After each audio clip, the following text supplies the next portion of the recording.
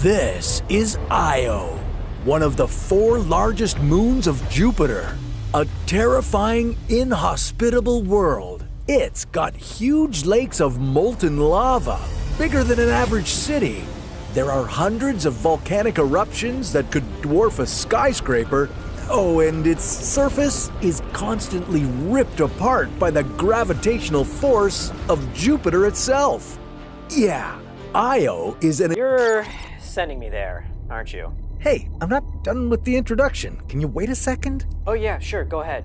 So, yeah, not a place that's likely to get a 5-star review on TripAdvisor. I mean, could you even spend 5 seconds on Io? Here it comes. Well, luckily, you don't need to, because we're sending our team member Chase to explore this fiery hellscape. Sounds great. Fiery hellscape, almost certain death. What's not to like? Before you worry about what's waiting for you on Io's surface, first you'd need to figure out how to get there. Thanks to Jupiter's elliptical orbit, the distance between it and Earth is constantly changing. Even when it's closest to us, Jupiter is still 588 million kilometers away. It took NASA's New Horizons spacecraft 1 year, 1 month, and 9 days to get there. And that's the fastest anyone, or more like anything, has ever made the trip. Only? 1 year is nothing for this trip. And New Horizons was an interplanetary space probe that didn't carry any humans on board.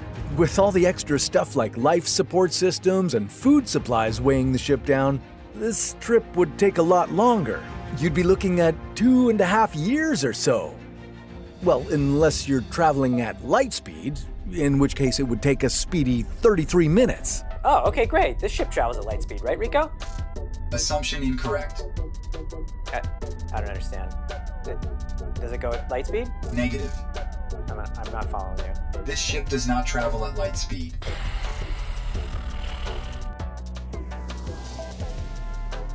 No way I'm dying on this moon. So what if it's hot and volcanic and can crush me at any second? This time, I'm coming prepared. I know a place where I can get exactly the gear I need. This place is so epic, so awesome, only a few people know of it.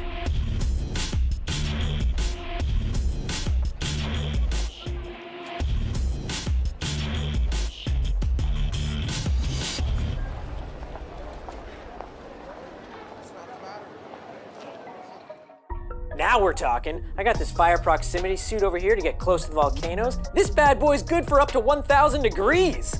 I strongly advise against it. According to my calculations, fire proximity... Yeah. Nobody asked you, Rico. Just make yourself useful and, I don't know, set a course to Io or something.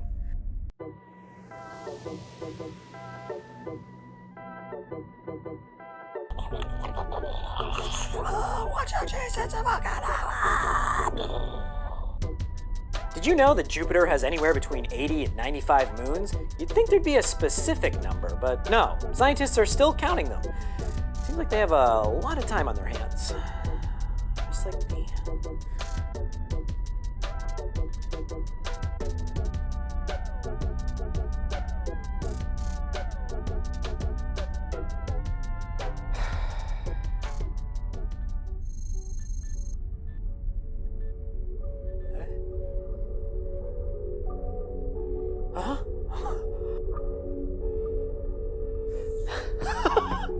I'm gonna guess that's Io.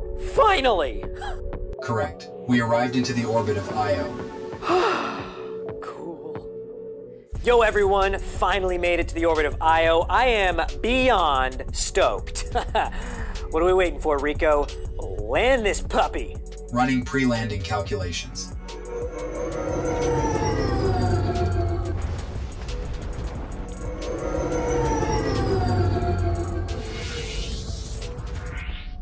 Okay, well, neither of those look promising. Landing on Io would be tough. I mean, even if you got down to the surface in one piece, it won't be a very smooth landing.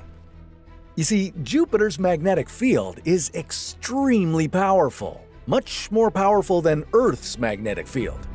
And Io is only 422,000 kilometers away from Jupiter. That means Jupiter's enormous magnetosphere constantly rubs Io, and not in a gentle way. What the hell is that? That's Io. Well, parts of it anyway. Every second, Jupiter strips off literally a ton of material from Io.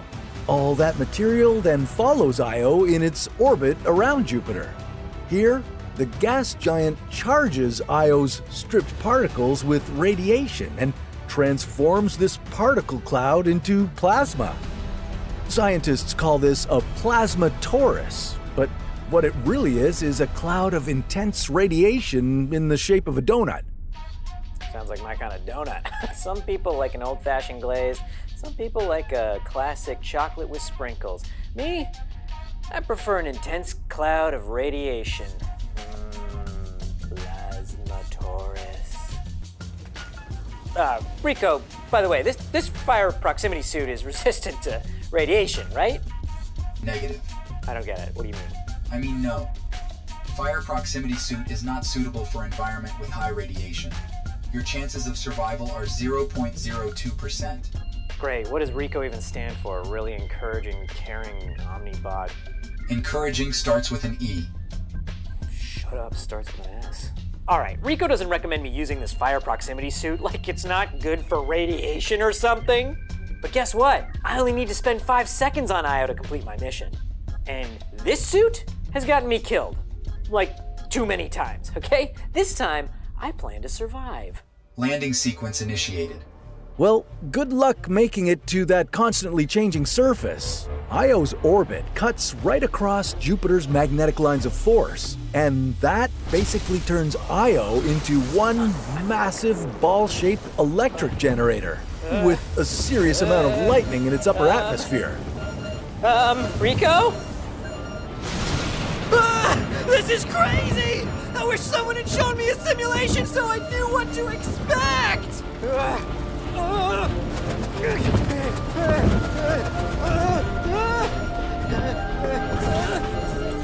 And so here you are, on the surface of Io, the most volcanically active world in our entire solar system. Yeah, you're gonna run into a lot of volcanoes, hundreds of them. And these volcanoes are extremely active. Many of them shoot fountains of lava, dozens of kilometers into the air. This place sucks. Yikes, that was a rough landing. And what's up with all these volcanoes? I've never seen anything like it. Literally, I have never seen anything like this. These are due to a constant gravitational pull. And it's not just because the biggest planet in the solar system happens to be right next door. Io's neighboring moons, Europa and Ganymede, are also pulling on it. Guys, I landed on Io, but there was a problem. Not gonna lie, it wasn't a smooth landing, but like Io has all these volcanoes and like lava lakes everywhere. There's all these tidal forces pulling and pulling on this thing. The surface of the moon is constantly changing. So honestly, guys, get in the comments, but like don't be too harsh on Rico for his like awful calculations. Like seriously, the worst trash bag calculations I've ever seen. Oh, Rico, you were here the whole time? Anyways, gotta change into my fire something suit. Get out there, gotta go fast. This ship is sinking. Warning. Temperature reading at 1,200 degrees Celsius. Io is a cold moon with average surface temperatures of minus 130 degrees Celsius. But around its countless volcanoes, the temperature can get as high as 1,600 degrees Celsius. What you really need is a good space helmet, and make sure those air filtration systems are working. The atmosphere of Io is primarily made out of sulfur, which isn't great if you're a fan of breathing. I do love breathing, but I also love this suit. It's so shiny. It's giving disco.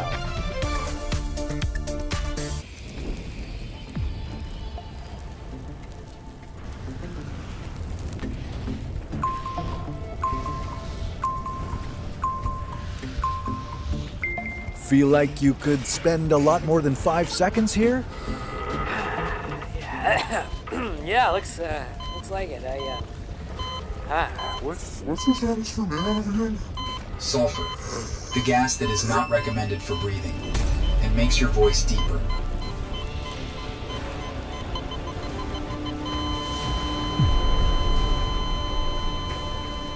Yeah, the thing is, you can't survive more than a minute on this moon. Definitely not in that outfit. After just 30 seconds without proper protection from radiation and extreme temperatures, and without a good amount of oxygen to breathe, you'd lose consciousness. Your organs would shut down, one after another, and 1 or 2 minutes later, you'd be gone. Just like Chase over here. Where should we send him next? How about the deepest depths of the Earth's oceans? Well, that's a story for another What If.